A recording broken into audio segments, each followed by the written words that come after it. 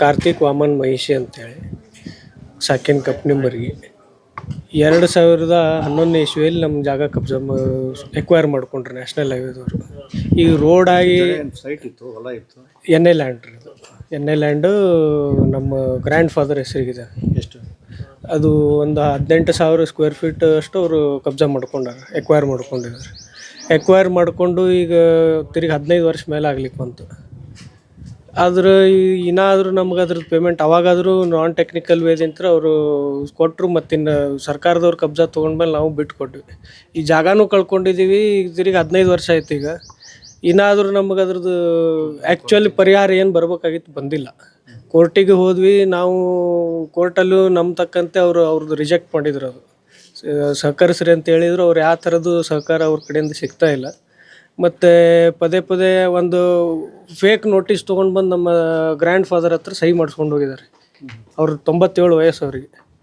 ಅವರೇ 15 ವರ್ಷ ಆಯ್ತು ಈಗ ಕೇಸ್ ಅಲಿಲಿಕತ್ತಾರೆ. ಇನ್ನೂ ಎಷ್ಟು ವರ್ಷ ಅಲಿಬೇಕು? ಅಂದ್ರೆ ಈ ಸರ್ಕಾರನಾಗ ಪರಿಸ್ಥಿತಿ ಹೆಂಗಾಗಿಬಿಟ್ಟೈತೆ ಅಂದ್ರೆ ಯಾರೂ ಸುಖದಿಂತ್ರ ಇಲ್ಲ, ರೈತರು ಸುಖದಿಂತ್ರ ಇಲ್ಲ, ಯಾರೂ ಸಾರ್ವಜನಿಕರು ಯಾರಿಗೂ ಇದನ್ನಿಲ್ಲ. ಈಗ ಸುಮಾರು ನಮ್ಗೆ ಏನಿಲ್ಲ 90-95 ಲಕ್ಷ ರೂಪಾಯಿ ಬರ್ಬೇಕು ಅವ್ರ ಪ್ರಕಾರ. ಈಗ ಅಧಿಕಾರಿ ಎಡವಟ್ಟಿಂದ ಆಗಿದೆ ಅಂತ, ರಾಜ್ಯ ಸರ್ಕಾರ ಎಡವಟ್ಟಿಂದ ಆಗಿದೆ. ಎಲ್ಲರೂ ಅಧಿಕಾರಿಗಳು ಹಂಗೆ ಇದ್ದಾರೆ, ಸರ್ಕಾರನೂ ಹಂಗೆ ಅದ.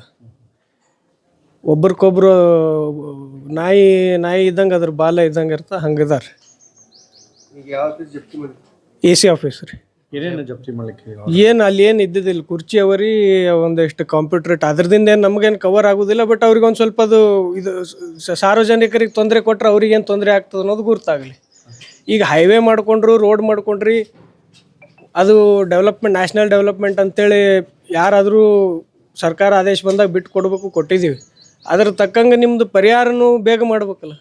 ಈಗ ನಮ್ಮ ಅಜ್ಜ ಅವರು ಈಗ 97 ವಯಸ್ಸು ಅವ್ರಿಗೆ. 15 ವರ್ಷ ಆಯ್ತು ಅವ್ರು ಇದನ್ನು ಬಡ್ದಾಡ್ಲಿಕ್ಕತ್ತಾರೆ. ಇನ್ನೂ ಅವ್ರಿಗೆ ಬಡ್ದಾಡೋ ಶಕ್ತಿ ಐತೆ. ಇವತ್ತು ಬರ್ಲಿಕ್ಕಾಗಿಲ್ಲ ಅವ್ರಿಗೆ ಬರೋ ಸಾಧ್ಯತೆಯೂ ಇಲ್ಲ. ಈ 2 ಪೀಳಿಗೆ ಅಷ್ಟು ಇವ್ರು 15 ವರ್ಷ ಅಂದ್ರೆ ಒಂದು ಪೀಳಿಗೆ ಹೋದಂಗೆ ರೀ. ಈಗ ಅಷ್ಟು ವಯಸ್ಸಾದವ್ರಿಗೆ ಈಗ ಇನ್ನೂ ಎಷ್ಟು ವರ್ಷ ಹಂಗೆ ಬಡ್ದಾಡ್ಬೇಕು? ನಮ್ಮಂಥವ್ರು ಎಷ್ಟೋ ಮಂದಿ ಇದ್ದಾರೆ. ಒಬ್ರದ್ದು ಅಲ್ಲೇ ಇದು. ಆಮೇಲೆ ಇವರು ಕೊಡೋರಿಗೆ ಕೊಡ್ತಾರೆ. ಅಲ್ಲೇ ಮುಂದೆ ಬೇರೆ ಕಡೆ ತಿಡ್ಗುಂದಿಗದೆಲ್ಲ ಅಲ್ಲೆಲ್ಲ 4,000 ಸಾವಿರ ರೂಪಾಯಿ ಸ್ಕ್ವೇರ್ ಫೀಟ್ದಂಗೆ ರೇಟ್ ಕೊಟ್ಟಾರೆ. ಮತ್ತು ನಾವೇನು ಪಾಪ ಮಾಡೀವಿ ರೈತರು? ಏನೋ ಒಂದು ಮುಂದಿನ ಜಾಗ ಇರಲಿ, ನಾಳೆ ನಮ್ಮ ಸಲುವಾಗಿ ಅವ್ರು ಎಣ್ಣೆ ಮಾಡಿಸಿದ್ದು. ಅವರು ಒಕ್ಕಲ್ತನನೇ ಮಾಡ್ಕೊತ ಜೀವನ ಕಳೆದಿದ್ದಾರೆ. ನಮ್ಮ ಸಲುವಾಗಿ ಅವ್ರು ಎಣ್ಣೆ ಮಾಡಿಸಿದ್ರು. ಏನೋ ಮುಂದೆ ನಮ್ಮ ಮಕ್ಕಳು ಫ್ಯೂಚರ್ನಾಗ ಏನೋ ಬೆಳೀಲಿ ಅದ್ರದಿಂತಂತೆ. ಅದ್ರಾಗ ಅರ್ಧ ಜಾಗ ಇವ್ರಿಗೆ ಕೊಟ್ಟಿವಿ. ಈಗ ಇನ್ನು ಉಳಿದ ಅರ್ಧ ಜಾಗನಾಗಂತೂ ಏನೂ ಮಾಡ್ಲಿಕ್ಕೆ ಬರೋದಿಲ್ಲ. ಅದು ಪರಿಹಾರರೇ ಬಂತಂದ್ರೆ ನಾವು ಏನಾರು ಬೇರೆ ಮಾಡ್ಬೋದಲ್ಲ. ಪರಿಹಾರನೂ ಬರೋವಲ್ಲಾಗ್ಯದ. ಯಾವ ಹೈವೇ ಸರ್? ಇದೇ ಬಿಜಾಪುರ ಸೋಲಾಪುರ ಹೈವೇ ರೀ, ನ್ಯಾಷನಲ್ ಹೈವೇ. ಎಲ್ಲಿ ನಿಮ್ದು ಎಲ್ಲಿರೋದಿಲ್ಲ? ಹೊರ್ತಿಯಿಂದ ಮುಂದೊಂದು 6-7 ಕಿಲೋಮೀಟ್ರ್ ಕಪ್ನಿಂಬರಿಗೆ ಅಂತೇಳಿ ಬರ್ತದೆ. ಇಲ್ಲರಿ, ಕಾರು ಇಲ್ಲ, ಜಪ್ತಿ ಮಾಡಿ ನಮಗೇನು ತೊಂದರೆ ಕೊಡ್ಬೇಕನ್ನೋ ಉದ್ದೇಶ ಇಲ್ಲ. ನಮಗೆ ಪರಿಹಾರ ಸಿಗಬೇಕಲ್ಲ. ನಮ್ಮಂಥವ್ರು ಎಷ್ಟೋ ಜನ ಇದು ಒಂದು ಆಯ್ತು ಅಂದರೆ ಎಷ್ಟೋ ಜನರಿಗೆ ಇದರಿಂದ ಅವರಿಗೆ ಅನುಕೂಲ ಆಗ್ತದೆ. ನಮ್ಮ ಜೊತೆ ಹೆಸರು ಸರ್? ಕಾರ್ತಿಕ್. ನಾನು ವಾಮನ್ ನಾರಾಯಣ ಮಹಿಷಿ. ನಮ್ಮ ತಂದೆಯವರ ಹೆಸರಿನಲ್ಲಿ ಇಂಡಿ ತಾಲೂಕು ಕಪ್ನಿಬರಿ ಗ್ರಾಮದಲ್ಲಿ ಭೂ ಪರಿವರ್ತಿತ 18,000 square feet N A land ನಮ್ಮದು ನ್ಯಾಷನಲ್ ಹೈವೇದಲ್ಲಿ ಈಗ ಒಂದು 15 ವರ್ಷದಿಂದ ಹೋಗಿತ್ತು. ಅವೈಜ್ಞಾನಿಕ ರೀತಿಯಲ್ಲಿ ನಮಗೆ ಅವರು ಪೇಮೆಂಟ್ ಮಾಡಿದ್ದ ಕುರಿತು ನಾವು DC ಅವರಿಗೆ ಮೇಲ್ಮನವಿ ಸಲ್ಲಿಸಿದಾಗೆ ಅವರು ಸಹಿತ ನಮಗೆ ಇಲ್ಲ, ನಿಮಗೆ ಇದನ್ನಾಗಿದೆ, ಅನ್ಯಾಯ ಆಗಿದೆ ಅಂತೇಳಿ ಡಬಲ್ ಮಾಡಿ ಅವರೊಂದು ಇದನ್ನು ಮಾಡಿದರು. NHAI ಸೋಲಾಪುರದವರು ಅದರ ವಿರುದ್ಧ ಅವರು ಸಿವಿಲ್ ಕೋರ್ಟಿಗೆ ಮನವಿ ಸಲ್ಲಿಸಿದರು. ಅವ್ರ ಮನವಿ ರಿಜೆಕ್ಟ್ ಆಯಿತು. ರಿಜೆಕ್ಟ್ ಆಗಿ ಅವರು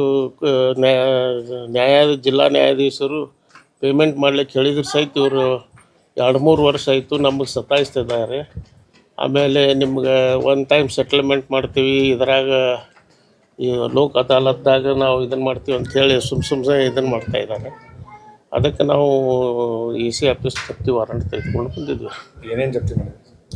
ಇವು ಎಲ್ಲ ಮಾನಿಟರ್ಸು ಮತ್ತು ಕಂಪ್ಯೂಟರು, ಕುರ್ಚಿ, ಚೇರ್ಸ್, CPU ಅಷ್ಟೇ. ಎಷ್ಟು ಅಮೌಂಟ್ ಅದು? ಯಾವುದ್ರಿ? ನಮಗೆ 90 ಲಕ್ಷ ರೂಪಾಯಿ ಬರಬೇಕು. ಅಂದಾಜು 90ರಿಂದ 1 ಕೋಟಿ ರೂಪಾಯಿ ಬರಬೇಕು. 90 ಲಕ್ಷದಿಂದ 1 ಕೋಟಿ ರೂಪಾಯಿ ಬರಬೇಕು. ಈ ವಾರಂಟ್ನಾಗ ಇಷ್ಟೆಲ್ಲ ತೊಗೊಂಡು ಹೋಗ್ತಾ ಇದ್ದಾರೆ. ಈಗ ಎಷ್ಟರ ಬೆಲೆ ಬಾಳ್ತದೆ ಇದು ಬೆಲೆ ಏನು? ಬೆಲೆಕ್ಕಿಂತ ಅವ್ರ ಕೆಲಸ ಡಿಸ್ಟರ್ಬ್ ಆಗ್ತದಲ್ಲ ಅವ್ರದ್ದೆಲ್ಲ. ಬೆಲೆ ಬಾಳ್ಬೇಕಂತಂತಂದ್ರೆ ಇದರಿಂದ ಏನು ಇದನ್ನು ಆಗೋದಿಲ್ಲ ರೀ ಇದು. ಆದರೂ ಒಂದು ಅವರಿಗೆ ಒಂದು ಇದನ್ನು ಮುಟ್ಟಿಸ್ಬೇಕಂತ ಇದನ್ನು ಮಾಡ್ತಾ ಇದ್ದೀವಿ. ಓಕೆ, ನಿಮ್ಮ ಹೆಸರು? ವಾಮನ್ ನಾರಾಯಣ್ ಬನ್ಸಿ. ನಮ್ಮ ತಂದೆಯವ್ರ ವಯಸ್ಸು 97 ಇದೆ. ಅವ್ರ ಹೆಸರಿನಲ್ಲಿ ಜಮೀನಿತ್ತು.